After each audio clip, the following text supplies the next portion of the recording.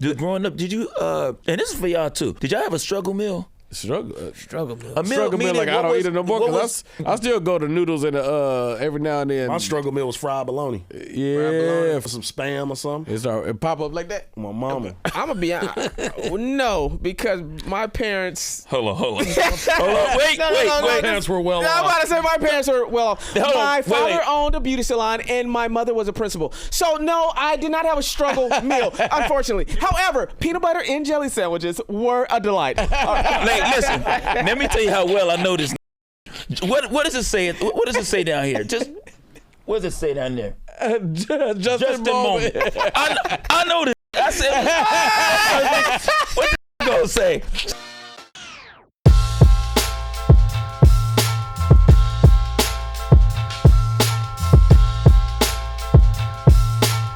So, man, the cool thing about these guests, man, we're not just choosing anybody. The guests that we have on the show are doing their thing. They are actively killing it. We got my guy, man, not only a lot of people don't know this. He's a writer, scripts, music, MC, respectfully, rapper from Chicago, as well as an incredible actor. And we met each other a few years ago on my birthday. He may not know this, but May 14th, we met on a set of Ballers, and he's still out here killing it and doing his things. Put your hands together for Chicago's finest. Kris D. Lofton is in the building. Baby. I appreciate that. London Brown, everybody. Yeah. Oh, but one important thing, because you cool, but we cool too. I'm London Brown, and and I'm Justin Hyatt. BT Kingsley. Yeah, this is killing it, man. We out here. How you doing, Kris? How you feeling today? Man, I can't complain, man. I appreciate y'all having me. This is a dope setup. I see who getting all the money around here. I see who getting it. London, BT. Y'all got it. All three of y'all. That's a group. Justin. I had money. You know, that CBS money started running out. You know, He said I spent it on the set deck. Straight out. Spent it on all these cameras. Dude, man, you're coming off an extreme journey roller coaster of this idea of incredible series, being a star of Power 4 Force. How has that been, bro? Bro, this season right here been crazy. Like, I love the fact, honestly, they kind of did us a favor in the midst of it. I was hating on it, like, yo, why they push us back so far? Like, we've been off the air for 2 years. Wow. Why they do that? Why they push us back so far? But I think in a weird way it kind of helped because there was no other power. Like, it was no competition. It wasn't like we coming on right after y'all or we coming on after BMF or this. There was nothing in the world, in the universe playing at the moment. And people hadn't seen Tommy's journey in 2 years. So I think we got all of that because people were like, yo, where is it? We tired of waiting. Where is Force? And then when it hit.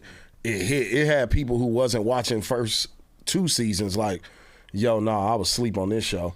Because I admit, like, I was one of them people, season 1 wasn't the strongest. Season 2, though, we started to get in that bag. And then season 3, it was like, yeah, all right, yeah, told you. Yeah. You know what? The pilot was amazing. The character work was amazing, and the actors were amazing. So you knew it would get there, but a lot of times that first season, you be seeing working just like, we gotta establish the world, we gotta establish things. But once we was cooking, you ain't gonna lie, it hit at the perfect time because I needed something to watch. Exactly. And I was waiting. I was like, oh, couldn't have been better. You know what I'm saying? Yeah. So like even how when you just walked up, you was like, well, my money, Jannard. Right. Like that essence is like how it changed. Yeah, season 2, it was kind of like that, but now season 3, it's like, bro, everywhere I go, like, nah, we don't with you, Jannard. We don't do that. We don't like. Yeah, you're getting a lot of that. It's like that now. You like, know, ironically, somebody just sent me your audition for that you posted online. Oh, word. And you was going in on that audition. Yeah, bro. What made you tap into that or feel like this is the level that I need to go to? And anybody that haven't seen it, I'm telling you, go check it out. I mean, breaking it, all type of stuff. Yeah. What made you say, I'm going to go this hard for this audition to book this role? Oh, you want to know what's crazy, bro? Like, as actors, and y'all know, I honestly feel like I go that hard on all my auditions. I just don't get them. You know? But I guess for this one specifically, it worked in such a way that they were like, yeah, no, we want to lean in and figure out more about this kid. But for me, it was like, y'all, okay, this Chicago. I'm from Chicago. It's Power. That's my favorite show. It's a series regular. And you know how we feel as actors. We want them series regular roles. That's a You know, fact. guest starring is great. That's cool. Co-starring is great. That's cool. Recurring is great. But we need that series. My agent has sent me a guest star. I'm like, do you know who the I used to be? How dare you? Me, I'm the exact opposite. I get on my agent's ass. Like, my guest stars too, huh? What? Bro, I just cussed them out about that. I said, if you ever in your life act like you pay my bills and give me that, try to tell me that, oh yeah, we're only sending you out on all series regulars, or if it is a guest star, it's got to be something really, really great that we can sink our teeth into, something with Netflix or Apple or this, or we're not sending you out on just a guest star one-off or a couple episodes of this show, that show. We're not doing that anymore. I said, says who? Oh, you doing everything. My rent $37.50. Right. I feel you. You better send me that guest star. I'm not finna tell them, hey, this should be offer only. Who? Man, So you taking the whole plate. I'm very aware that the decision makers who gonna give us another job, they don't watch this. Now, luckily in your case, your show might hit a little different because they respect Patina so much. Because, you know, she come from theater, she come from this, she come from that. So they gonna tap a little bit more into anything that she put her name on as opposed to just the universe in general. Like, it's very selective with the universe. You know what I'm saying? They'll tap into certain ones, but not for real. Those decision makers might as well have been unemployed for the past 3-4 years till they're gonna give me a job. yeah, that's some real. You know what I'm saying? Like, I can't walk outside nowhere in the black community because everybody know who I am. Right. But the white people who gonna give me a job, they ain't seen me since Ballers. See, I wish I had your mindset, bro. Yeah, they ain't seen me since Ballers, bro. Man, I'd be turning down left and right. How dare crazy you? How as dare hell. you? I be doing all type of. Please. You know what it is? I'm gonna tell you what it is, bro. I bought real estate, and only because I got this multifamily property is why I got money coming in consistently. Yeah. And so that be why I be turning down certain stuff. And I did that on purpose. I said, smart. I took my MacGyver money. I said, I'm going to buy a multifamily property. So I don't have to feel like I got to audition for everything or whatever. But whatever, I still wish I had the hunger that you have for these acting roles. Yeah, bro, I want them, bro. Damn it, man. Like, nah, bro, for real, because at the end of the day, I can't expect them people to watch. Yeah. You know what I'm saying? Like, and I get that, but I feel like if you put me in the room, I'll probably beat them. Yeah. You know what I'm saying? I got enough confidence in myself to do that. And if I don't, I don't. That's the one for me. And that's cool too. Now, if it's something where I feel like I might have a relationship with a producer or a casting director or something, I'm going to read the breakdown you sent me. And then I'm going to try to go around the agents and I'm going to be like, I know that name. Let me text Jennifer. Let me text Mike. He's directing this. Let me text Paul, who's the producer. Let me, you know what I'm saying? Let me do my due diligence. Yeah. But I'm gonna still send you that little bullshit even right now. Yeah. I just I was about to turn it down. It's an audition for Tulsa King, right? Oh, yeah, you got to do that. What's it called? Tulsa King. I love Tulsa King, it's- and I want to do it. Sylvester Stallone show. Yeah, but it's a guest star, and my agents were like, what part is it? it's just a guest star. I think it's just like one episode. And I told him, I literally, while I was standing outside waiting to do this, I told him, I was like, yo, I have no problem doing this tape and I'll send it in to you by tomorrow. My only thing is, there is a spinoff of this coming called Nola King with Samuel L. Jackson going to be the lead. That's right. I was like, do I audition for this and possibly book it and risk this being the last season of Tulsa King and I'm only in it for one episode and now I can't even audition for Nola King. And there might be a series regular opportunity. I'm like, so in this case, I may just not do it just in case. And they were like, we totally understand. So like for a reason like that, I'll hold off. But I told them I'll still turn the damn tape in by tomorrow if you want me to. It ain't but like 4 lines. Yeah. Yeah, they should offer that to me. A guest star on Yeah. Tulsa King after I'm coming off this season on Power. I'm a series regular. It should be offered. I know you got a question. No. He I'm cooking. about to say, but hold on. No, This is the type of shit. But- This is the shit I get excited about. So wait a minute. Do you feel disrespected that they be making you audition for some of these roles though? Or are you just like it's part of the game? Nah, I don't feel disrespected at all. It's part of the game. Ain't nobody bigger than the program. Like that's how I look at it. You know what I'm saying? And then also the only thing that I wish they wouldn't do is I wish they wouldn't have up and coming actors who are trying to book their first guest star or their first series regular. Those type of actors, I wish they wouldn't put them in the pit against established actors like us. Right. I wish that could change, like, because that to me is just unfair. Like, why are you putting up somebody who's never even had a co-star or guest star role on TV against somebody who's been a series regular 3-4 times? Like, I think they should be pulling from that separate pool. All the people who's never been a guest star, y'all audition for these co-stars and guest stars. All the people, you know what I'm saying? And maybe we could audition for the recurring guest stars or series regulars only, not the one-off guest stars, unless it's one of them, you need somebody to pop in for one. It's one of those procedurals and it's a big episode this week, you know, crime of the week, and we kind of want a name or a face. So I get it for that. But other than that, bro, like that, I wish they would change that. But for me, the auditions, I ain't tripping. I only get the tripping when it's like a nigga project where it's like, come on now. I know y'all niggas watch Power. Well, see, this I'm done talking about No. this. Keep going. I was just about to say, you would think at this point, casting directors, producers, they know who they want to hire. It's just like Adam Sandler could pick who he want to put in his stuff. So even when it comes to TV shows, some of that shit, I'm like, why would you ask me to audition? Like, you don't know what certain people could do. Like, that lets me know that certain directors or producers, they're not even tapped into the culture or the community or nothing. Because it's like, why do you even have to audition certain people? You should be able to be like, yo, Chris is fire. Put him in that role. Absolutely. BT is dope. Put London in that role. Yeah. Why the fuck are we auditioning? We just shot a sketch yesterday. We didn't have to audition nobody. Right. We should have. But we didn't have Nah, joking. I had to give a couple notes. But you get what I'm saying? It's like some of this shit is like, why? But anyway, I'm done talking. I'm shutting the fuck up. Go ahead, BT. No, because I want to stay here for a second because you guys are talking the game and that's what we do here. But you guys are hitting notes and like y'all be getting me on the name shit. I wanted for the audience the understanding of a guest star, a co-star, a reoccurring. What's the difference in that for that? Procedurals. Yeah. You said procedurals. I know they all know. Yeah, okay. So I'll answer that, but then to segue off what you said, and then I'll go right into what you were saying. Another reason with the auditions is I just feel like sometimes, just like us as actors, we're trying to get a job. The reason sometimes they'll have us audition, I think, I just try to give everybody grace, but in my head, I told myself that a lot of these people are just trying not to lose their jobs. You know what I'm saying? Whether it be a casting director, a first-time director, a first-time DP. Right. You know what I'm saying? Especially if they black. Right. You know, somebody took a chance on them. Right. You know, the same way that I'm so grateful and thankful that somebody took a chance on me to be a series regular. That's a fact. That first-time director or that first-time casting director who got that opportunity to cast this don't want to lose their job and they want to get picked to get casted through this company all the time, right?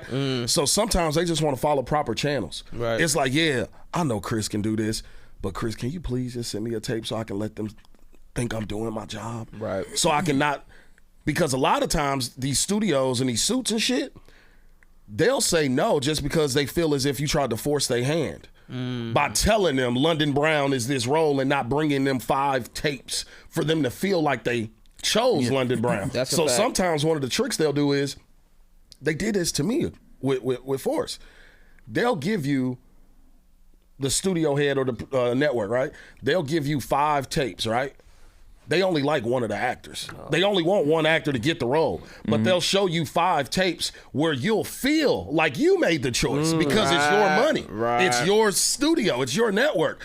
But the casting and the producers and the directors, they like, no, we know we want London. So let's give them 4 other tapes of people who can't even compete with London, and then they'll obviously choose London. Yeah. And now they feel as if I did my job and I included them. I didn't try to tell them what to do with their. So it's a psychological game that everybody's playing a game, bro, from a different side. That idea is the idea of being a benevolent dictator, which is to set it up like it's your. Let give an example. Yeah, Your free will girl, manipulation. Your girl never know what she wants to eat, and if you choose, she may not want that, and she's confused. So sometimes you give her 2 options that you like. Baby, what would you like? You like Chinese or Italian? Now you mess with Chinese or Italian, Right. But when she choose, all right, well, cook Italian. That's what you want. It makes people. That's a good choice. Yeah. Man, I'm glad I you get thought you. I about feel you. that. And that's what they did, because I remember when I auditioned for Power, I was so worried, like, yo, am I gonna get this? I'm not gonna get it. I'm not getting it. Da, da, da, da, da, da. And they had told me, they had wrote back in an email, they said, it's just taking us a while for the test. It'll be a few weeks, possibly a month, because we can't find anyone to test against him. And I was like, what you mean you can't find nobody to test against me? That is me. That was like, they was like, so to me, I was their clear-cut choice, but they can't go to the studio and the network like Chris Lofton. He's the only guy. No other options. I told you that's what happened with me with New Girl. Yeah, that's the whole story. Lamorne. We had Lamorne here. It was between me and Lamorne for New Girl. Yeah. And they did the exact same thing. They knew they wanted him. He had already auditioned 10 times, but they brought me in as the ringer, is what they call it, the person that they just got to put up for studio. Somebody for Lamorne to test against. But they knew they wanted Lamorne. That's how it was. So and to go back to your question, the co-star is just generally, you may or may not have some lines, but possibly like one or two, and you're in that episode, and that's it. And that's it. A guest star it could be potentially that one episode, but you'll have like the majority, I ain't gonna say the majority, but a lot of the story for that specific episode is based around you. Like, it could be a top of show guest star, meaning they'll show your name at the beginning of the credits versus at the end of the show. Yeah, that's a top of show guest star. And then you got the recurring guest star, where you'll be in this episode and maybe two more down the line throughout the season. And then that's the recurring. And then the series regular is all shows produced. You pretty much in every episode. Right. That's the difference. And then the pay fluctuates every step. You know what I'm saying? See there, look at you guys learning shit already. That's why we have these people that are killing it, because they know what they're talking about. Yeah, bro, you know the business very, very well, bro. Keep going. I know, absolutely. Hey, well, I ain't gonna say who said it. Somebody said, "Hey man, don't ask to be on this show. If your credit is being on Killing It, don't ask to be on the show." Dude, no. Well, I think people are gonna find out as they continue to watch the show, the caliber of guests that we have on here, that people are really not just sitting at home chilling, but people making moves, man. Like, you've been at this, we going back over 20 years. Yeah, Hardball with 27 years. Hardball with big names, Keanu Reeves. And let's go all the way up, going forward to Snowfall, man. Yeah. It just Damson Idris, and just the cast that you've been able to, and also Michael B. Jordan was in that joint as well. Hardball, absolutely. Yeah, we gotta talk about Hardball. Everybody, stop what you're doing right now. Make sure you subscribe to Killing It Pod. Boom. You know, of course. So going back to when we met. We met on my birthday on the set of Ballers. You just stopping through to hang out this particular day. I was at Highlight Room, I remember. Yeah, we was in Hollywood shooting the scene. I think YG was there that day. It was a whole lot of different people. And always been good energy, always been very solid with that. And what was wild about this is that when I was auditioning for Raising Kanan, I ran into Kris on the way out, and that's also the same day I met. I didn't meet Paige then, but I knew who Paige was. Paige Kennedy? Yeah. Oh, okay. Well, shout out to Paige. Shout out to Paige. He was just here with us yesterday.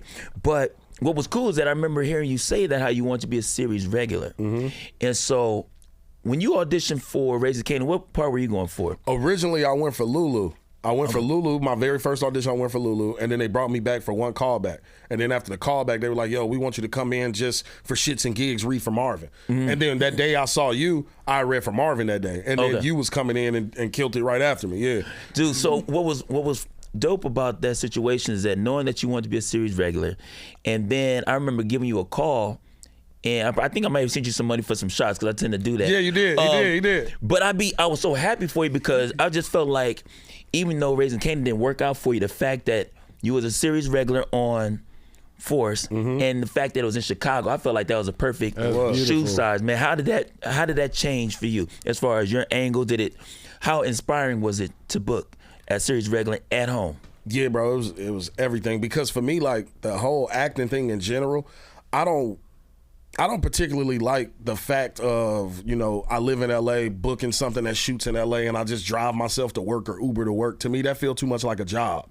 I love the on-location filming. I love getting picked up by the white van. I love the per diem. I love staying in a hotel and being in the lobby, meeting random people or finding other actors. What are you doing here? I just want to say, picked up in a white van by white people. Yeah, by white people, might I add. On the real, like, I like that. Like, to me, that's a part of the whole thing. Like, I want all of that. So for me, when I booked that, I was very happy that it was on location, and then the fact that it was Chicago, the crib, to finally go back home and not be poor. I was like, oh, nigga, I unlocked the whole side of Chicago I didn't even know exists. Like, nigga, I've been living here my whole life. Nigga, this been downtown the whole time. Like, God damn. This is nice. Nigga, what? Like, so speaking of that, come from Chicago, so what brings you out to LA? How does that even get going? Bro, delusion. I guess, you know, the best way to put it was delusion. I did that super cliche shit, bro. Moved to LA with a one-way ticket, $300 in a backpack. Wow. 10 years ago. And that was it. I quit my job. I was working at a steakhouse in Chicago. Damn. I was like a security guard of like a top steakhouse downtown Chicago called RPM Steak. And I was like, bro, I quit, filed for unemployment, and just got on the plane and said, I'm moving to LA. What clicked in you for you to say, fuck this, I'm out, I'm going to LA? I just found myself I was like, all right, cool. I'm 27. I made it in Chicago, 27. I ain't got no record. That was a goal. I'm like, all right, cool. I ain't a nigga right. in and out of jail. Right. I was like, I ain't got no baby mamas. I ain't got no kids out here. I was like, all right, let me get the hell out of Chicago before I fuck it all up. I'm like, because I'm hanging with the wrong people. You know what I'm saying? I'm still trying to act. I'm double dutching both sides. Like, do you want to be a street nigga or do you want to be an actor? Pick one, because it ain't no such thing as halfway crooks. Yeah. You're going to have to make a decision and make it soon. Otherwise, life is going to make the decision for you. Yeah. So if you still want to be able to make the decision on your own, make it and make it now. And don't half-ass it, go all the way in. And I said, so you know what? Let me just get out of Chicago, period, because I'd already auditioned or been on every show that was in Chicago at a guest star capacity. Wow. So I couldn't reappear. Like, I was already on Empire and Chicago PD and Chicago Fire. So it wasn't like I could show up as a whole nother character. Like, nigga, you was just Grayshawn 8 episodes ago. How you gonna be Daryl today? Right. So I was like, you know what? Yeah, they say we look alike. You're right. And I told myself, I'm like, well, if I'm gonna be the guest star king, let me at least go to LA where they shoot everything. So if I'm never gonna book a series regular, at least I know I'll survive. I could book 40 guest stars a year and be great instead of trying to wait on the 5 or 6 that are shooting in Chicago. I said, well, you know what? If all I'm gonna do is book guest stars, let me go book 15 of them this year and move to LA, because I know they filming at least 20, 30 of them out there. I'll book all of those. I've never been on them. They used to. Now they don't shoot a goddamn thing. Exactly, they used to. But then 10, 11 years ago, that was my psyche. So I said, you know what? Let me just leave before I either end up in jail or get some girl pregnant that I don't want to be pregnant. And let me just go now while I have no obligations or ties to Chicago. Right. No responsibilities. Let me go and just see what if, bro. Because to me, I don't care about getting turned down at auditions, not booking roles. I care more about never even auditioning for it or never even seeing what could have happened.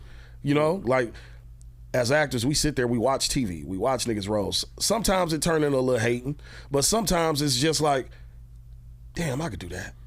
I could have did that. Like, and I got tired of watching TV in Chicago thinking like, nigga, I could do that. I'm better than that nigga. Yeah. And he's booking?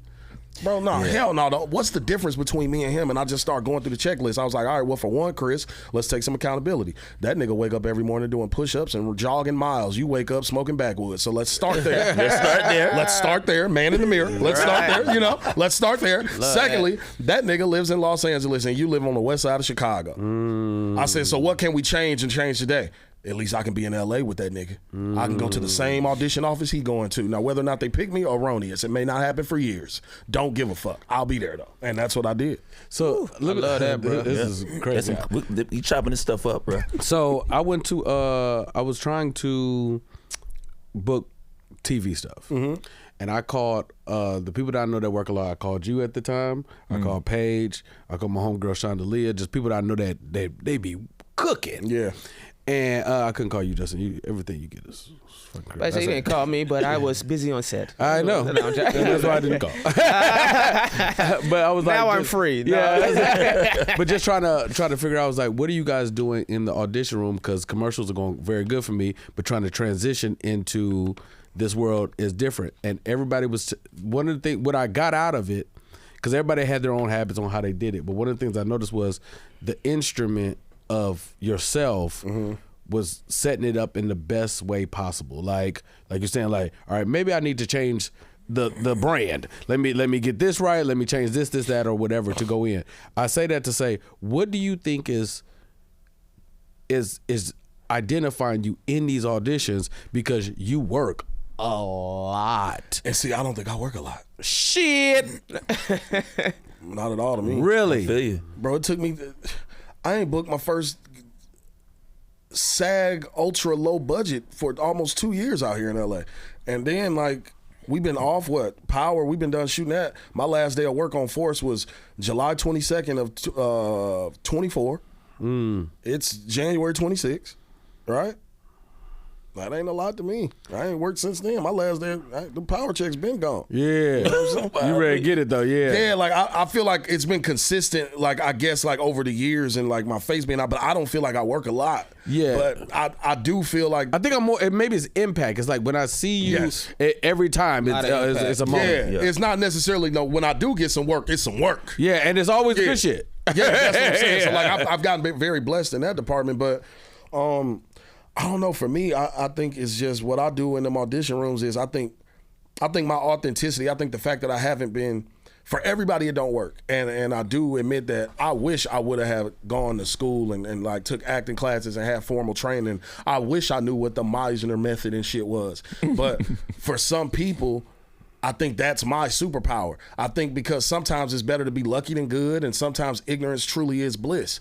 So I'm going in there, not in my own head. I'm not thinking about all these methods and the breathing techniques because I don't know any of that shit. Yeah. I just don't. I'm a nigga from the west side of Chicago, bro, and I read this script, and this is what I think.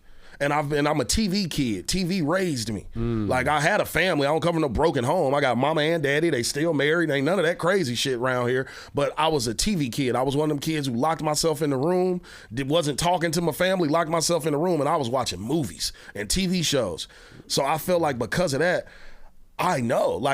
And then with Power, I watched so much Power, bro. That was my favorite show before I got on it. Like, before I got on it, Power was my favorite show. Like, period, of all time. I felt like I watched so much of that shit that I knew how to be a nigga on Power. Like, I knew the way the camera did those slow pans at the end of a scene and they just ended on your face. I used to call them, you get that Power moment. Like, the scene is over, ain't no more dialogue, but they'll just push in on your face and hold it there for a second right before they cut to the next B-roll footage of like a bridge or some shit, an establishing shot before they go into the next scene. So I was doing shit like that in my audition. Even though the take was over, I'm giving the Power moment. I'm staying right there with my face on it because I know, I'm like, oh, nigga, I know this the moment right here. After that line, this the Power scene. They gonna stay on my face. Because this is Power. I watch so much of it. Right. So that's how I feel like with me in those auditions. I think authenticity, as simple as put, my authenticity, because it hasn't been coached out of me. And I think that is hilarious. And man, people need to do their homework. That's what I got from that too. You watched so much Power that even when it came for you to do your audition, you already knew probably what they was gonna be looking for. Bro, I knew they beats. I know the beats of Power. I know the tone. I knew the beats. Even down to what I was wearing. I wore a black turtleneck, gold chain with a black leather jacket. I wanted to ask you this. Yes, just to give a quick note, and that's a note to every actor I talk to. That when I talk to her, I'm like, man, what you watching? Well, I don't watch TV because I want to be on TV. You need to start fucking watching. Well, that's insane. Those are non-working ass niggas. That I can't watch anything because I have to be on everything. Anyway, go ahead, bro. That's what I wanted to know about you. From Chicago, West Side. My best friend in college was from Chicago, South Side. Were you a bad kid? Because I'm be honest, you look like you could have been one. Okay, so here we go. Full transparency. I wouldn't say I was a bad kid because my mom and daddy weren't playing that. Okay. I come from ass whoopings. I'm 37 years old. Like, okay. I'm from the era where you got your ass whooped. Yeah, so like too. I wasn't that much of a bad kid. Now what I was a smart ass kid. I had a smart ass mouth and would talk back to adults and questioned authority all the time. Okay, we can wrangle that up in that. But I don't think I was a bad kid. Like, I wasn't bad. out here doing bad shit, getting suspended from school. Yeah, but my brother was bad. But the teachers would definitely be calling my mama because of the talking back I did and my reasoning. Like, yeah, why would I do that? Like shit like that. Like, no, this is stupid. I'm not doing that. Okay. That makes no sense. I'll never need this. No fights? You didn't get in fights and stuff? Nah, maybe a couple, but not for real. Right. Nah, like because I was in Hardball in like 6th, 7th grade, like 7th grade.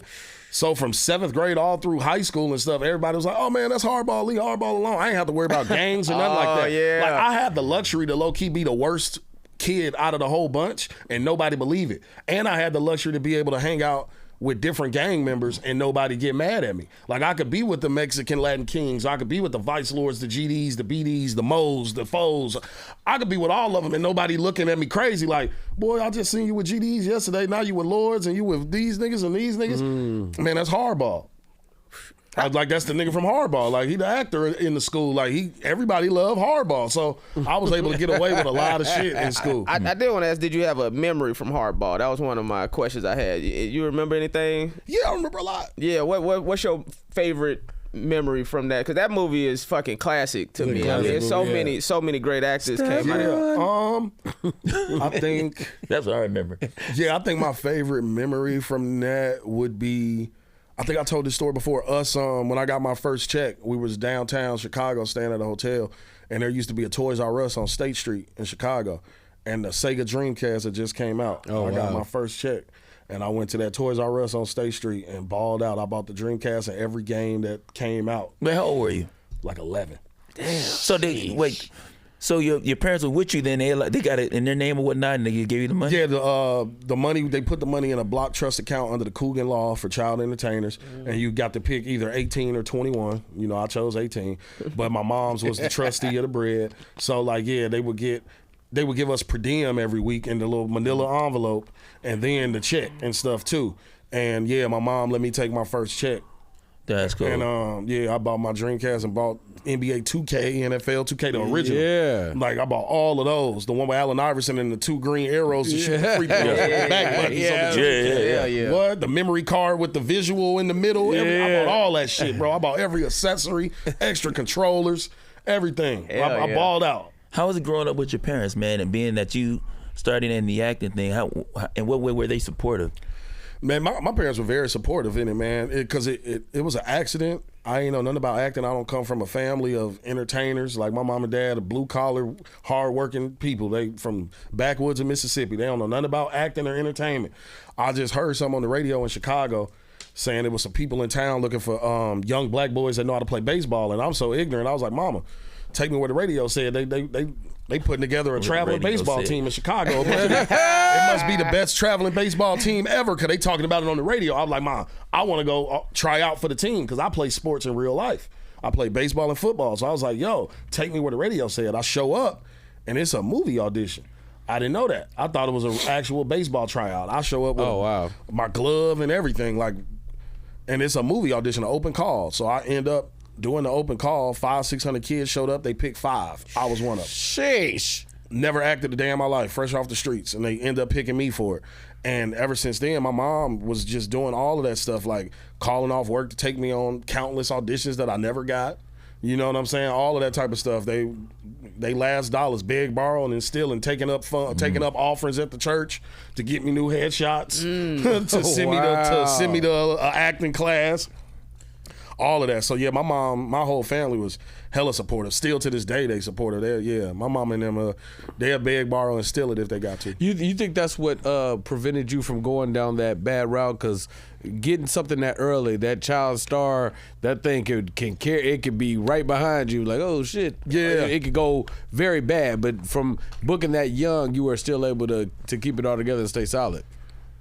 Yeah, man, I think it opened up something in me as far as like possibilities. It opened up my world to say like, okay, you don't have to just play sports. You don't have to rap. Because you turned down a scholarship, right? Yeah. I had 4 rides. Grambling. Yeah, the Grambling to play football and baseball. And I was like, all right, niggas, I didn't know niggas could be on TV. So I opened that. But also like the bad decisions that I made in my life have nothing to do with my parents or family. Them niggas raised me in the suburbs. I chose to be with niggas. I chose to do nigga shit. Niggas is fun. Yeah, you know what I'm saying? Like, in my parents' defense, nigga, they did not do that. Yeah. Like, you know, what happened is I got emancipated when I was 17. My whole family moved to Georgia, and I stayed in Chicago by myself my whole senior year of high school for the next 4 to 5 years. Right. That's when I took the turn to the bad shit, because I was there in 2,000 miles away from family. Why you got emancipated? Because you didn't want to move? Or? Well, no, I got emancipated because my parents were about to move, and my whole family, and I didn't want to leave because I was acting. I was still actively trying to get scholarships. It was my senior year, so I was still thinking I was going to play sports. And I'm trying to get recruited from my high school. I'm like, Mama, nah, bro. Like, I play football, I play baseball. It's my senior year, and I got an agent here. I'm acting. I'm like, I'm not moving to bumblefuck Georgia. It wasn't Atlanta. It was Georgia. Nigga. You know what I'm saying? They live in Georgia. Them niggas live closer to Alabama than they do to Atlanta. So I'm gonna put it to you like that. Yeah. You know what I'm saying? I said, oh no, that's not happening. I'm a Chicago kid. I'm like, I'm not finna move to the country. No. Right. So I'm like, all right, bet. Y'all could go ahead. I'm going to stay here, finish school, da-da-da. At 18, I got this check coming. Exactly. So I was, in my head, I'm like, it's cool. I can manage 6-7 months without y'all until that check hit at 18. I'm cool. And I was up for this movie called Gridiron Gang. Oh, yeah. Okay, so I was supposed to be Willie Weathers. Oh, shit. Yeah. So I like that movie. They flew me out to L.A. from Chicago. I was doing the football training shit. I was in the camp. You was already in shape then. With The Rock. Yeah, I was doing this shit with The Rock. That was when I first met Dwayne. I was doing this for Gridiron Gang. It comes down to sign a contract. They wanted me to drop out of high school, take the GED test so they can work me like an adult because it was my senior year anyway. And they didn't want to have to tutor me all them hours because the Willie Weathers character was damn near a main role up underneath Exhibit and The Rock. Right. Yeah. He was damn near them two and Willie Weathers. They was like, we can't have you in school that long. We can't film shit without you pretty much. Right. So just take the GED test. You're almost out of high school anyway. Take the GED. You pass, the role is yours. My mama wouldn't sign the contract. She was like, no, my son getting a diploma, not no damn GED. What did you want to do? I said, Mama, if you sign the paper, I was like, fuck this. I will wipe my tears with hundreds. So I was like, I'm like, it's all good. And I'm like, bro, but she would not sign that contract. And they kindly put my black ass back on a flight to Chicago. And said, so sorry. And then they brought in Jade Yorker because he was already 18 and out of high school. How was that flight home, man? What was that? I ain't talked to my mama for about 2 months. And then a couple months after that is when she hit me with the, yo, we moving to Georgia. I was like, oh no, nigga, y'all are moving to Georgia. And I said, okay, you know what? Just in case something like this happens again, probably won't, but while you're gone for these 7-8 months, let's just say I get close to booking another role and I got to sign a contract. That won't happen. I don't think it's fair. I said, you can't, like I said, ain't no such thing as halfway crooks. You can't leave me here to fend for myself at 17, 2,000 miles away and dictate what I'm able to do to take care of myself. Dude. You can't do both, nigga. You got to pick one. He's still questioning authority. Yeah. But that's what I told him. I'm like, you got to pick one. You can't just leave me here at 17 in Chicago, 2,000 miles away from help, and then tell me what I got to do to survive, what I can and can't do to survive out here on my own. Fuck that. Pick a side. And if you choose to leave, sign here before you go. And that was it. Man, you know what I love about it? It's good to meet another nigga that be as turned up as I be. This might be his conversation. Hey man, cause sometimes I be getting turned up and I be like, Justin, just chill. I'm like, maybe it's me. And I'm like, no, it's other niggas like me. Man. There it is, Chris. It's other niggas like me, man. Yes, sir. That is crazy. So you're on the set at we had to discuss Hardball. Working with Keanu, working with Michael B at the time, and then seeing the journey after and being a part of that. What is the relationship like? You know, maybe with them now, or was it like then to see it turn into what it turned into?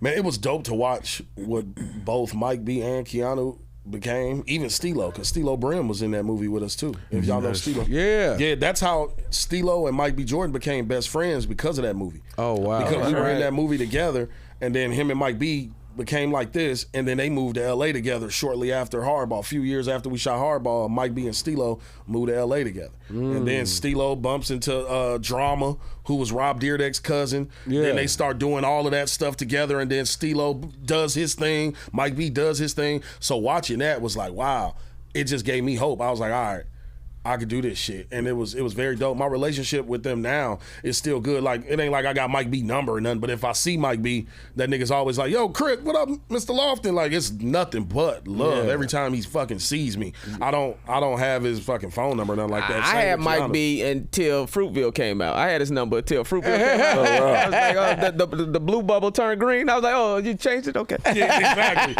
Like, yeah, nah, I don't think so. And Keanu, I ain't seen that nigga since Hardball.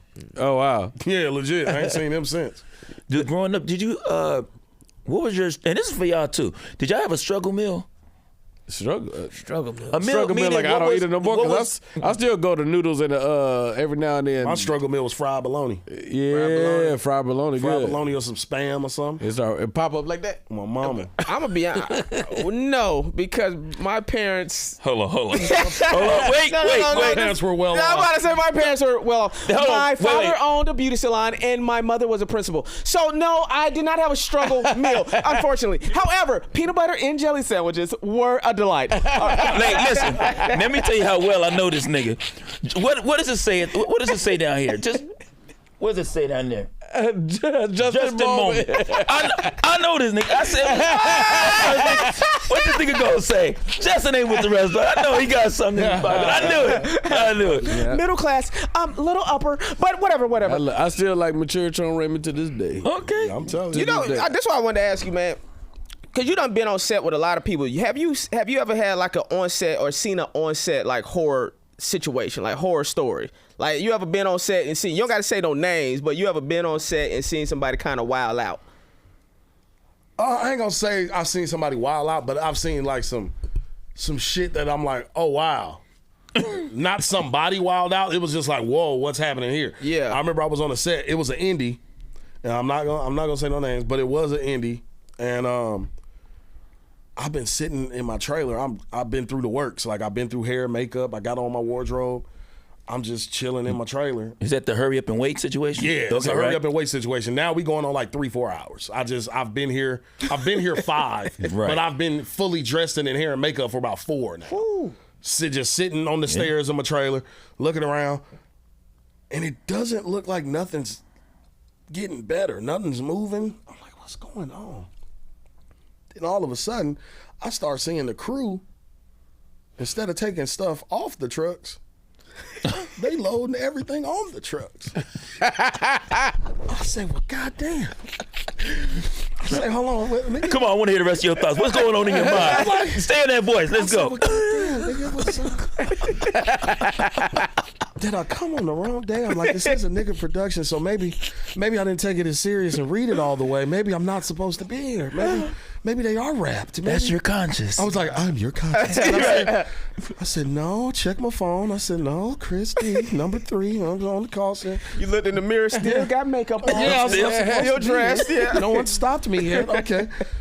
And then all of a sudden, they putting shit on the trucks, and another dude comes over here, and he's like, Kris, man, I'm so sorry. I said, what? What's going on? Man, none of the crew wants to work. I'm like, excuse me? What? It's like, yeah, a lot of my guys just haven't been paid in like a month or 2. We've been shooting, and they just keep showing up, doing these long days, and they just haven't been paid, and da-da-da-da, and da-da-da-da. So we're sorry to waste your time, but they're just loading up the trucks until somebody gets to the bottom of this. Shit. And, bro, I'm like, oh, wow, I ain't never seen that shit before. And then, this is what was even crazier. Indie, nigga production. The producer, about another hour go by. Mind you, I've been here 6-7 hours now. We ain't shot one frame. Producer walks on set. Man pull up with a goddamn Louis duffel. Just full of racks. Cash. Sheesh. 100s, 50s, 20s. Like, cash. Start passing it. I had them niggas in line like the motherfucking Carter. Hand the niggas 100s, 50s, and 20s in cash. How many hours? How many hours? How many days? How many times? How long has it been since you've been paid? 3 weeks? Okay. How long for you? A month and a half? How long for you? Today? How much more I owe you, Wow. Kris? I owe you what? I'm gonna just take care of that now. Now, was he passing it out apologetically, or was he taking like, here, take your bitch ass money and get the fuck out my face? Apologetically. Okay. Apologetically. Okay. Apologetically in cash. Wow. In fucking cash. That nigga showed up in a McLaren. Hopped out that bitch with a Louis duffel bag. Dang. With at least 100 or so cash. Yeah. And passed that shit out to every crew member, I had it the whole time. worker, actor. And then everybody went back to work. And then them niggas unloaded that goddamn truck. Give it up for that Louis bag story. Louis bag. Louis bag story. Swear to God. Wow. Hell yeah. That's fire. I had one like that, but it didn't. The money never came. But we was on set, we was dressed, And on GP, the director, independent, you know, and he's like, hey man, he was like, hey man, we went. First of all, what happened was we was on set. I get a call from my rep saying, you need to leave now because you're gonna lose your SAG because the money is not there. Yeah. And I was like, man, they're in the middle of setting up shots. I said, really? Said you got to leave, man. Or they're gonna take your SAG card. So then, I guess word started spreading around. So we all just started leaving.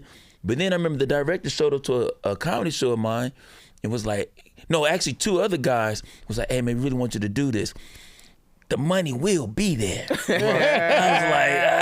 was like, The money will. So these things happen on independent film. You guys. So go. That's funny. That is So funny. going. Now you're in a. I want to go back to Forrest. You're in a totally professional set. The working with 50 and him identifying these organic stories and the way that they're told. Mm-hmm. When you're going into this role, which is heavily layered, what's your mindset? Because Gerard got a lot of stuff going on. He's a lot of different things at once. What is your approach to a role like this? For starters, I never judge the character. I don't judge none of my characters. I don't judge them because it's like a lot of times, you know, a lot of actors would be on set and they'd be like, hey, I would never say this. I know, motherfucker, because it's not you. I know you would never say this. I would never do this. I would never say this. I would never handle this situation this way. But don't judge Jannard because he would. You know what I'm saying? Lean into that. So, like, I kind of tried to come from a place like that. And then also, like, obviously, it's a lot to Jannard I ain't never done. Like, I ain't no big time drug dealer. I ain't killing people. I ain't doing drugs. I ain't never did heroin and cocaine and all that shit in my life, you know? Yeah. So for me, it was a lot of research in that department because I just didn't want it to look crazy. I didn't want it to look corny. Because I'm like, all right, what's the closest thing I could do outside of trying it myself to make sure that this shit looks somewhat authentic? So I took that approach. I was like, okay, I watched so many movies. There was this movie with Don Cheadle called Rebound, where he was like supposed to go to the NBA or college, and then he like got hooked on heroin. Back in the day, I watched that. I never seen that one. It was called Rebound. I watched that a lot. And then one of the writers on the show, his name's Sammy Horowitz. He was a former addict. He was former heroin addict and everything. The guy that played what was his character name? Joey on Force. Okay. The guy that I was shooting up with for the first time. Yeah. That's the writer, Sammy. He wrote that episode, and that scene where I shoot up for the first time with him was how he was introduced to heroin for the first time. He wrote that scene based off his life, and he basically played the person that got him to do it for the first time, and I basically played him. Oh, wow. And he acted in that scene with me. So outside of set, I asked him so many questions. I tapped into his friend group of people who may or may not be recovered, you know? And I watched them. I just observed them do it in their element. Wow. And I was like, Yeah. Oh. Okay. I was like, I think I've seen enough. Yeah. You know, I was like, and then that was pretty much how I went about it, man. And I just tried to not like, because also a lot of people say things like, even with our show, they asked me when we were done shooting season 2, like, Kris, do you want to go to therapy? Do you want us to get you in any therapy? Because you had to do a lot of deep stuff. We had to take you to some really dark places. And for me, it could be because of what I talked about earlier, how I'm not like this classically trained dude, and to me, I'm just a nigga. I was like, what you talking about? Like, therapy? For what? So you just turned it on and turned it off? Yeah, I'm like, therapy? For that? Right. I was like, lady, you said cut, right? I said, bitch, cut. It's over. Like, I'm done. I'm okay. I'm going home, I'm like, but I guess I could get how some people could fall into that. But I don't know. For me, man, it's not. I don't think it's as deep as it is for a lot of people as it is for me. For me, it's really a very natural thing, bro. Like, especially if I just lock in and take it serious. Like, I'm not playing when I do this. Like, I didn't want to ruin my favorite show because I knew Power was my favorite show. So to me, the pressure of that alone, that's how I fucking prepared for it. Yeah. You on Power now, nigga. Don't be the nigga that ruins your favorite show. Don't be the nigga that everybody's talking about that can't act, or they don't like, or they hate. Why did they pick him? Right. I didn't want to be that person. So to me, that was all the motivation and preparation I needed. You got a follow up for this section? It's not exactly. It's definitely still for Force. But, Okay, go for it. So, and this is for both of you guys in this universe. This is one of the few shows I saw. What's the young lady name? Who am I?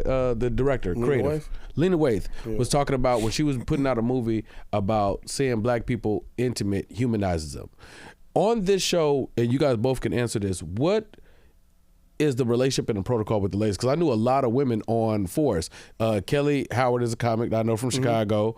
Blythe, I went to Blythe Howard, yeah. Blythe, I went to Academy of the Arts with, and Portia's the homie. Oh, Portia. So, yeah. So thank you, because they be correcting me all the time. I'd be leaving out last names. What is the protocol on a show like this for how because all the women feel very comfortable when I'm seeing them talk about it? It was like, no, it's super professional. Yeah. So just how is the setup for a show in this world?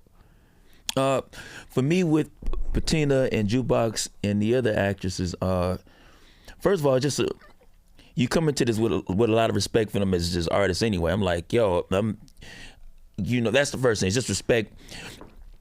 Guys having respect for women, period. That's the first start. Yeah. But then also, too, my thing was I never wanted to do anything that was going to compromise the scenes.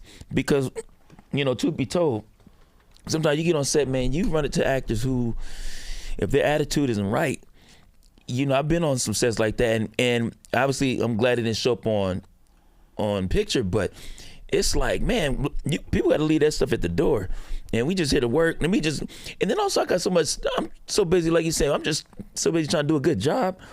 I'm not in the, let me just stay focused, and I'm working across on some stronger. Working across with some strong actresses, and I'm like, man, it makes sure I pull my weight because I'm not trying to be a disappointment to the scene, to the universe. So that was my experience. Absolutely. Yeah, and with those type of intimate scenes, like they got intimacy coordinators on set. Yeah, and it's basically just like a mediator between it. It's somebody else that they can talk to if they don't want to tell you something, or then they tell you, and they just make sure everybody comfortable. They come with the robe. As soon as they say cut, they throw a robe on you, so you just ain't standing there for 15 minutes in your drawers, right. or with your pasties on or the titties out. They come and make sure, just make it a comfortable place, and they limit the amount of people that can be on the set while you filming an intimate scene. Like, the camera and the people are there, but instead of it being 80 people around, they limit it to only 7 of them can be right here, right now, while you do this scene. Nobody could be watching from Video Village in the monitor but the director or this person. You know what I'm saying? Not like everybody just chilling around Video Village while you naked. That's like right. They don't allow that. They try to limit stuff like that. I be around Video Village with a bottle of lotion. You know what? Turn this plug and plug his. Oh, funny as hell, dude. How was the shoot? How was it for you preparing for the sex scenes with the chicks? Because the question that I get asked is, I think people think that you're actually aroused. Shooting the intimate scenes. I'm like, for me, I'm busy trying to make sure it look real, and I'm not thinking, let me really knock this down. But I get it. How was that for you? Well, see, I definitely never get aroused. Right. And I'm just trying to make it look real, for sure. But for that scene with Portia Coleman, in my head, I was thinking, let me try to knock this down. Not in real life, but make it look like I am on camera, because I was like, this scene could be decent. I'm like, this scene could really be a raw scene if I really take it there. Yeah, you know what I'm saying? And Portia Coleman she's an actress. She's fully committed. She was super committed, and because we knew each other, she was hella comfortable. She was like, look, Kris, I don't care. She's like, you my homie, nigga, do whatever. She's like, just fuck me. No. Yeah, I'm like, yo, do you care if I pour some champagne on you? Because I asked props, can I get a bottle of champagne? Y'all got some fake champagne? I want to pour it. I'm like, this my Rico for Paid in Full moment. Absolutely. I was like, this is my Rico for Paid in Full moment. I was like, I got to take it there. I'm like, I'm high, I'm drunk. I'm like, let me just take it. And she finna catch you too. It's like, let's make it go like this so it can go like, so that moment when she catch me hit harder. Yeah. You know what I'm saying? So like that, for me, that was what I was trying to accomplish in those moments. Okay, so now it's aired, so I can talk spoiler free. Did you know the turn that the story was gonna take, or is it getting unveiled to you? Did you know? In which regard? Did you know that you'd be the new Kingpin of Power Legacy. I don't know how to Okay, don't know that. let's take that out. Did you know? You want to edit that out? No, you Oh, good. okay. Okay, so did you? But did you know that the character was gonna take this turn? That you'd be the new head of this show. You took over. Diamond gone. It's you, baby. You not for nothing. You did the work. Don't look at it like that, bro. You know what's so crazy, bro? I was telling my homies, like, as we were filming it, I was getting those scripts, and I remember hitting one of my homies. Shout out to Patrick Cage. He's actually my reader in the audition tape. Oh, okay. That's everybody asks about the reader. Patrick Cage, the best friend ever. Yeah. I was calling him when I was getting these scripts, and I was like, bro, oh no, man, I just feel like Jannard ain't in this shit that much like I was season 2. I was like, bro, it's like they said, you know what, nigga, this ain't the Jannard show. Back up, nigga.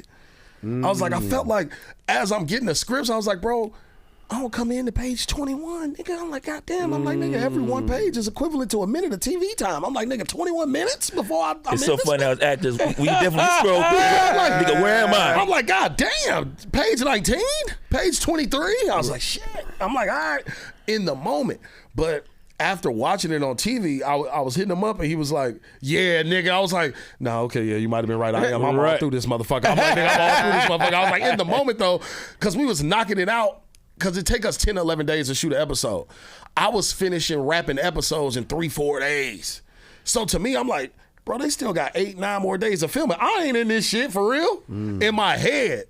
But I guess, you know, as I'm filming it, I don't know what the impact of these scenes are going to be. Impact to what you mentioned earlier. Yeah, like that King Kilo scene. In my head, I was just happy that I got to whack somebody. I'm happy I get to kill somebody. And I'm like, all right. And I'm like, oh, yeah, I know Tommy going to be coming from me. I'm like, oh, people going to be mad.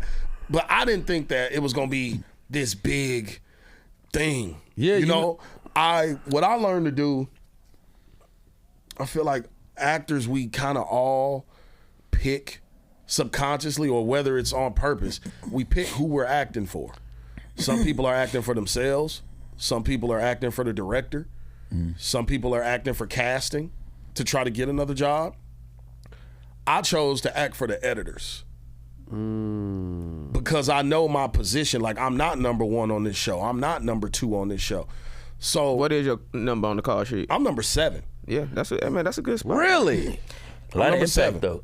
Yeah, I'm number 7 on the call sheet on my that's show. Surprising, but yeah. So I'm in my head. What I tried to do every time I stepped on set is I tried to act for the editors. I tried to think like an editor in my moves, in my buttons that I would add at the end of scenes or at the beginning, in my facial expressions, in the way I listen, even when I'm not talking, in the way I respond to his line. I thought like, okay, if I'm an editor and I'm sitting here chopping this shit up, I'm finna make it where damn near every scene, you ain't gonna have no choice but to end that shit on Chris Lofton's face. And it's gonna make Chris Lofton's character seem bigger than what it is. It definitely did. Because I was acting for the editors. I didn't give a damn about what the director or this or that. I'm like, nah, I know what them editors looking for because I've watched Power so much. Yeah. I know I'm finna put a button at the end of this, or y'all gonna think it's cut, but I'm not gonna stop right away. So y'all gonna keep these cameras rolling. I'm not gonna just stop as soon as I finish the last line and I know the scene over. I'm not gonna just take myself out of the scene. I'm gonna stay here for another 10 to 25 seconds, and I'm gonna give you something to cut to or from. That's so crazy. So you mentioned something a lot of people don't know. Like you said, it took y'all like 10 to 11 days to film an episode. Yeah. And so I know about that because when I was doing my network stuff, it was like 7-8 days to film an episode. Mm-hmm. What is the most challenging thing? Because a lot of people don't know this. They think they see an hour show and they think it only took 1 day to shoot it. You know? Right. It's like, no. They don't know you was on set 12, 13 hours for 10, 11 days to shoot that one episode. Yep. What do you feel is one of the most challenging things about filming a 1 hour series, like a Force? At a series regular capacity, I would say the consistency of showing up day in and day out. Like, people don't look at it because it's like unlike sports, there ain't no subs.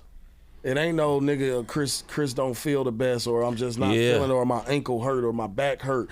Can't nobody else go out there and be Jannard. Can't nobody do it. Can't nobody go be Uncle Marvin, bro. Ain't no sub in second man off the bench for this shit, bro. Every day you have to show up, and not only show up, show out, be on. Like, you know what I'm saying? Like, I think that, and then also I feel like all the director changes, because on Ballers we used to shoot in blocks. You know what I'm saying? Like, we would have like one director do 2-3 episodes as opposed to switching it every single episode. Right. On Power, we switching every episode. So that's a new personality coming in every episode.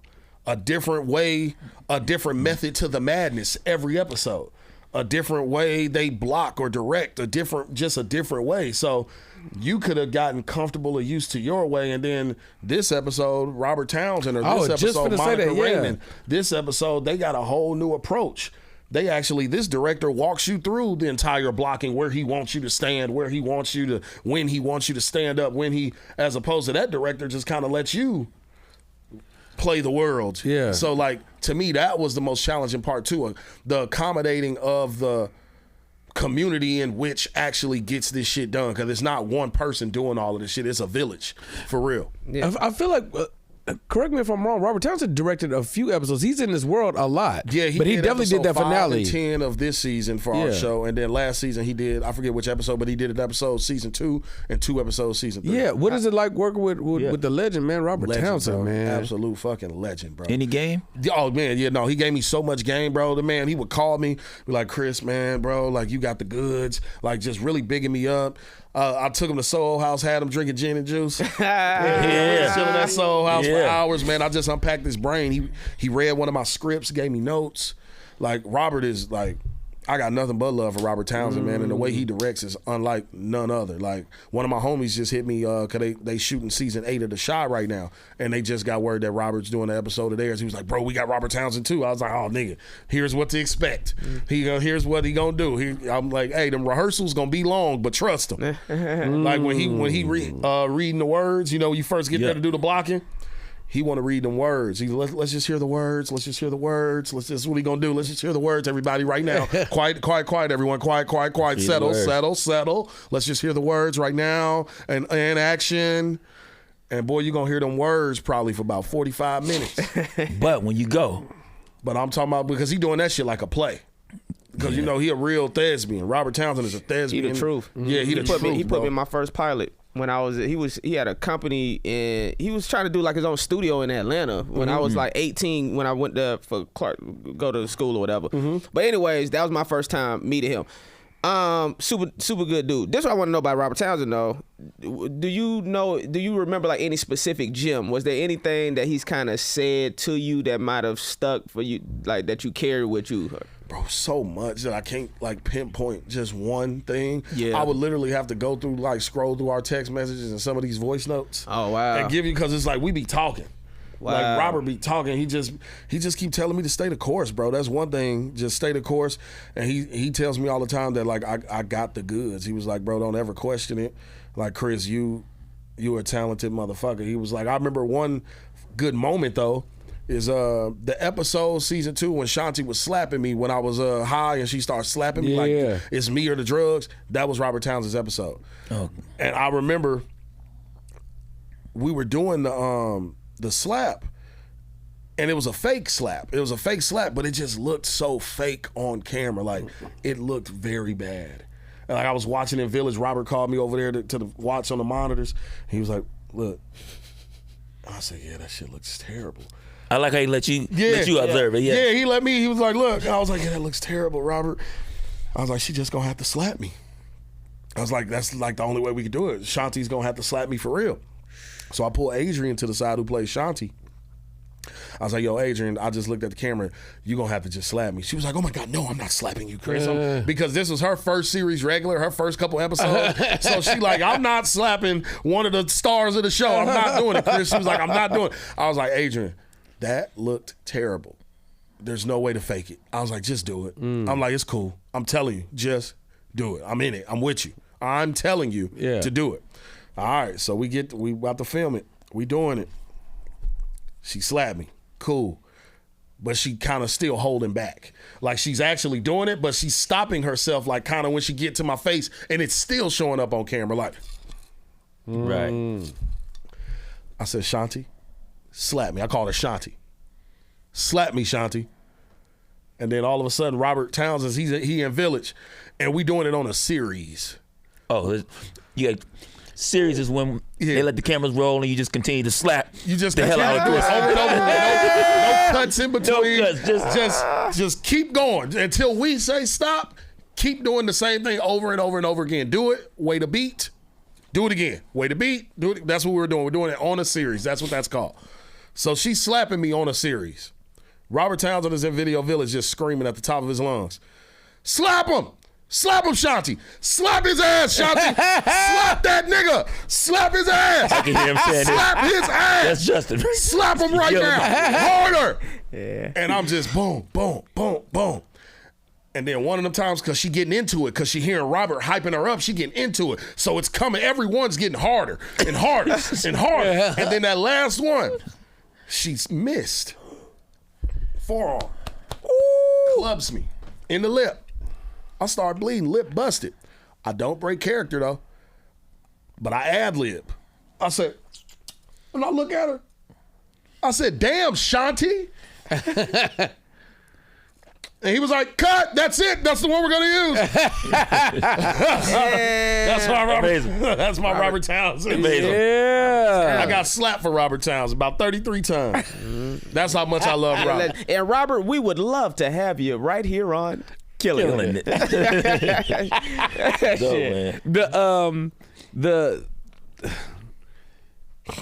I'm trying to tiptoe around this so I do this correctly. Jannard is alive. Mm-hmm. Jannard alive, baby. He alive. He alive. And we know it's another show coming. We know Tommy's in the show. Tariq is there. I don't know, man. I don't know what that means for me though. You And know? I just work there, bro. I just work there. Yeah. I'm number 7 on the call sheet, and I just work there. I love you, stars. I respect it. Did 50 ever show up on set? Yeah, he came once season 1, and then I think once season 2. I don't think he ain't come season 3. Yeah, he didn't visit our set like that either. Yeah, he ain't do that. But did he direct the episode, y'all? No, not ours. Not I know ours. Joseph did. Yeah, Joseph did. Okay, I can't wait to see that episode. What is it like working with him? Because he's been in this character for so long. Bro, it's amazing. Because like I said, being such a fan, to actually sit down and be like, okay, like now this is like my co-star is Joseph Sikora, Tommy. Yeah. Like that was crazy, bro. I had hella starstruck moments with that dude, and just learning a lot from him, just the way he carries being a number 1 with just grace, and he's truly one of them ain't nobody bigger than the program type of dudes. He demanded respect on the set. He demanded the actors to show up and be on time and not be disrespectful to any of the crew members or each other. Like from the first Zoom call we had when I booked it from the first table read, he took about 5-10 minutes of that Zoom call to tell us it's a no nonsense on this set. Like we not doing that. Ain't gonna be no egos. If you got an ego, log off this fucking Zoom right now. You can and will be replaced. Like he set that tone from the beginning, like a true OG. Man, has there been anything about his acting that you've taken away or used? Yeah, but honestly, it had nothing to do with his acting. But it's just something that he does with his character. Well, technically, I guess that is acting because even the walk, everything, right? So I call it the Tommy stance. I would be in scenes with him, and I would just watch him. Like I watch other actors, like I watch everything that they do, and I noticed that every time he would make it to his mark where he had to stand and just be stationary, he would stand completely like symmetrical. Like he would never just stand like one leg like this, or the foot tilted out. He would be planted, both feet straight ahead, directly in line with the shoulders like this.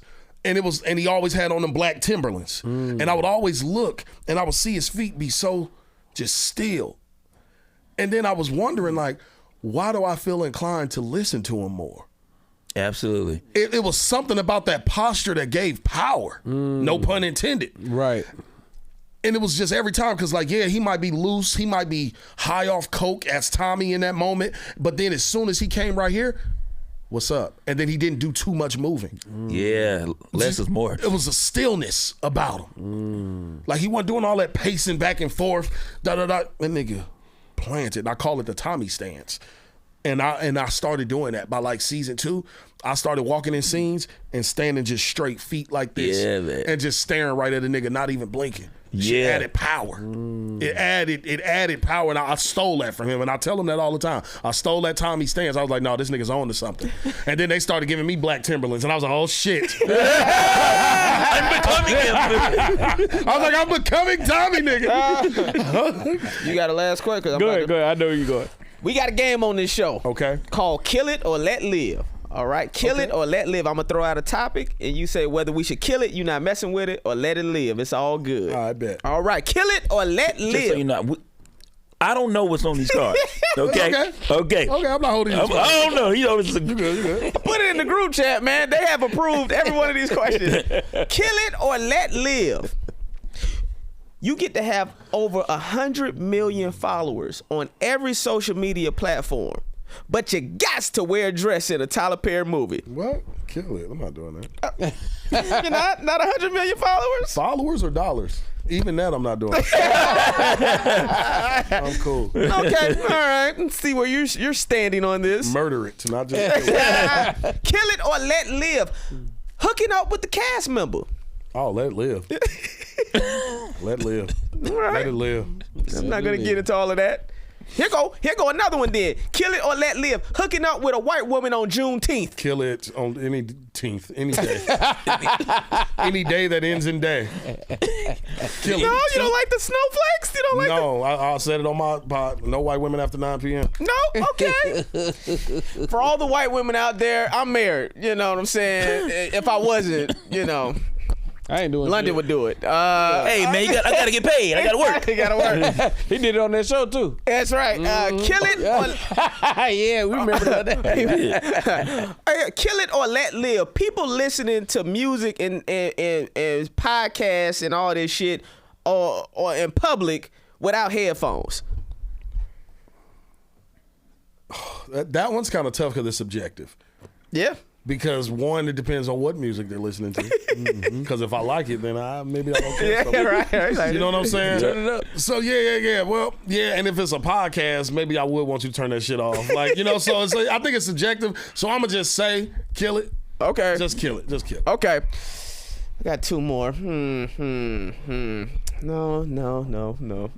Okay. Kill it or let live. Another actor shitting in your dressing room. What? Kill it. No way. Yeah, no way. No fucking way on God's green earth. No way. No way. No way. Oh, okay, here's the last one.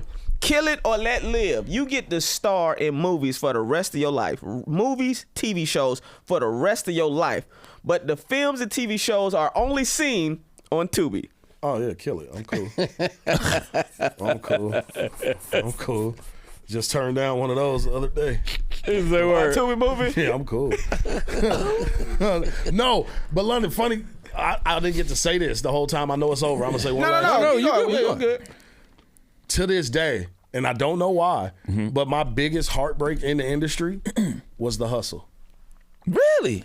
It's a great Wait. show. So were you supposed to do that? Yeah. What? For the other role, what was his name? Eli Noel. Yeah. I was up for that. What? Bro, I flew out here to test. You don't even remember. I met you in the production office with Prentice Penny. Wow. That was when I first met you.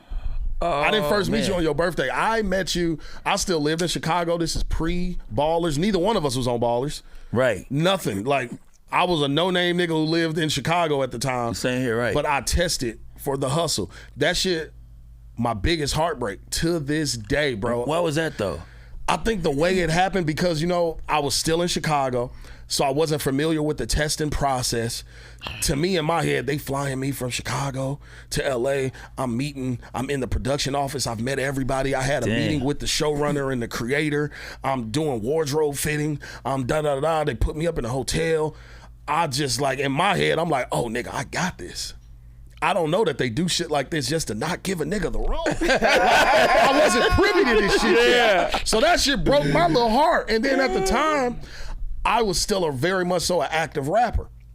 So at the time, I remember reading the pilot. I was like, nigga, the first episode is Breakfast Club and like DJ Envy and all of these people got cameos in the first episode. I'm like, bro, I'm gonna tell him I rap. I'm gonna be da-da-da-da. French Montana, I think, was in the first episode, this, that. I was like, oh, yes, as the rapper. I'm like, so I get to be a rapper and act and then be around this. Maybe I can do music and this and this. Oh, and I'm a series regular and it's in LA. In my head, I'm just like, bro, I remember I was in my hotel room, and they called me to say that the travel agent was gonna be reaching out to me to give me a flight back home, and I think the person that called, the producer that called me, kind of heard it in my voice, cause I was like, oh, okay, all right. He calls me right back, less than 3 minutes. Hey, Kris, I just want to let you know, buddy, that you're still in play over here. We just can't keep you here. I just wanted you to understand that. We just can't afford to keep you here until we decide, but you are very much so still in play. And I was like, all right. But before that call, after that first call, when he said they were sending me back home, I did some actor shit. I remember I had the bucket, the ice bucket or whatever in the room, flipped that shit over, nigga throwing shit in the room, threw my phone across the hotel room. Fuck! One of them moments. I had that actor moment. And then he called me right back and said that, and I'm like, whatever. Okay, fine. Yeah. Man, Matt Damon talks about how sometimes it's worse to be all the way up to the point where you can almost, see yourself in the role. You got the callbacks and you all the way up. Sometimes it's a lot easier just, what he called, okay, thanks. And not even go through all of that. They hate thanks. I got hate thanks. I tested for the Empire. For the rapper, the youngest son. Oh, shoot. Yeah. And the crazy thing was, like, he raps too, though. Word. Yeah. And the dude, but it's so crazy, the role wasn't a rapper yet. He was supposed to be an R&B singer. So I actually had to sing during my final audition. But he wasn't even there. Yeah. Again, they knew who they wanted. I was up for that too. You was up for that too? Hakeem, that's the youngest son. Yeah. You didn't test for it though? No, I didn't test. Yeah, so it was me and like 3 other dudes, and then none of us booked it. And then they was like, yeah, they found some kid in New York. And then Philly. In Philly. But you want to know the story behind that though? Yeah, go for it. So the story behind that is because originally it was never Terrence Howard. It was Taraji and Wesley Snipes. And that's why I was up for the son, because I could have been believable. I was darker. I could have been believable to be their son, right? Yeah. And Wesley Snipes, this is when he had just got out of prison for all that tax stuff, right? This would have been his first TV appearance post-prison. Oh, wow. And then he ended up not getting this, and then he did that little show called The Player. You remember? Yep. That ended up being his first show instead of Empire. So a couple weeks before filming, Taraji goes to production and says, I'll do it, but I'm not doing it unless you get Terrence Howard. They were afraid they couldn't get Terrence Howard because they didn't think they can get Terrence Howard to take a pay cut to Taraji because it was her show. And Terrence Howard's such a big deal. It's a huge name. Right. Iron Man. Yeah, they would have to pay him, but he did agree because he loved Taraji that much. And then they did get Terrence Howard. So then Wesley Snipes was gone. I was no longer in the mix, and they had to find 3 light skins. Yeah. To be the sons. I was almost light enough. Right. He was a better rapper than me though. When they decided to turn him into a rapper, like he's a better rapper. Yeah, but he's wilding out now. I know. Seen all this shit? Yeah, we've seen it. He will not be on Killin' It. Yo. He will not be on Killin' It. What is your relationship with music now? I leave it alone. Yeah, I leave it alone. I'll write some shit for some niggas, but I pretty much leave it alone. All right, I got my top 5. Top 5, especially because you're in this world. Top Rappers? 5 most unhinged characters in Power Universe. Oh, in the Power Universe, unhinged. I mean, I would say it's cinema. Okay. Go. It's your shit. It's your shit. Well, definitely Kanan. Okay. Yeah, and he's crazy. Yeah, Kanan's crazy. Tommy as well. Okay. I'm gonna go Milan. Yeah. Lobos. Felipe Lobos. I'm gonna go Lobos. I'm gonna go Milan, Tommy, Kanan, and you know his name. who? Jannard. That's what I was thinking. I said, you might as well. I mean, I don't know how to judge him. He don't know. That's exactly what it is. What's crazy is, bro, a part of me Still don't even view myself in the universe. I'm thinking about. I was thinking about that question as a fan still. Yeah, as a fan, let me tell you something. He powered up on drugs before he went and took over. Fuck you, nigga. No, I was just watching a scene of his on Twitter, and I just commented. All I said was I quoted it. I said, "Wow, London Brown is phenomenal." It was a scene with you and Haley when you was like, "What are you, some kind of Lebanese, some kind of girl, Yeah. F word?" I said, "Oh, man, nah." Yeah. This nigga said, "Just because you can think you don't mean you can fight like a nigga. Just because you think you're a nigga don't mean you can fight like one." I said, "Oh shit, it's going down." Oh shit." Yeah, Mara's crazy. But then the immediate realization. Bro, that shit was so good. I watched that shit about 8 times this morning, like while I'm on the toilet thanks, taking a man. shit. Yeah. Too much information, but I did. It was this morning. Thank you, man. All right, man. And this is my last thing, man. You can picture it exactly how you want it. What is your version, career-wise, of Killin' It look like for you? Everything's going the way you want it in the next couple months, year, however you want to say it. What does it look like? Is TV, film, directing, writing? Yeah, definitely directing and writing for sure. I want to direct some of the episodes of shows I've been. That's a bucket list. I want to direct an episode of a series that I'm on, but also I want to just get in my creator bag with my production company, 630 Entertainment. Yeah, bro, because I wrote shows. I got a pilot that I wrote, and I want to get that filmed and star in it as well. That's what it looks like for me, just producing my own stuff, writing stuff, hiring my friends, working with my friends, and just really having them relationships with studios and networks to where I can get shit green lit. You know, that to me, that's what it looks like. And just, I envy those actors who know what their year looks like already. Like, yeah, we're slated. I'm slated. I shoot this in August. I shoot that in da-da-da-da. Like, when I can get there, like, to me, that's killing it. Like, at whatever capacity, honestly, that truly is killing it. If you know what your 26 or 27 looks like and we in 25, nigga, that's killing it. But to me, you know what I'm saying? That is killing it. And then if I could actually have some skin in the game, a little bit of ownership, some producer credit, and actually get to tell my stories because I created them, that I ain't complaining, man. I ain't got to be Will Smith to make a living. I'm cool. Hey, man. Hey, I was going to say, just to piggyback on that, I was about to name drop, but working on something with Kevin Hart Company, and they said that it was like, yeah, we're looking at him to do this film in 2027.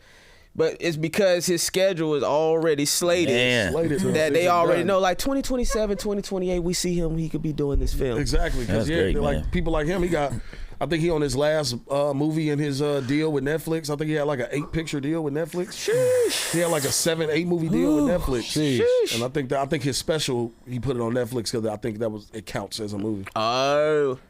Hey man, phenomenal episode. Make sure y'all like, comment, subscribe, leave your comments, you know what I'm saying? Let us know what you feel about the episode. And we've been your hosts, Justin Hyers. London Brown. BT Kingsley, and we're here with the new star of the Power Legacy, Kris D.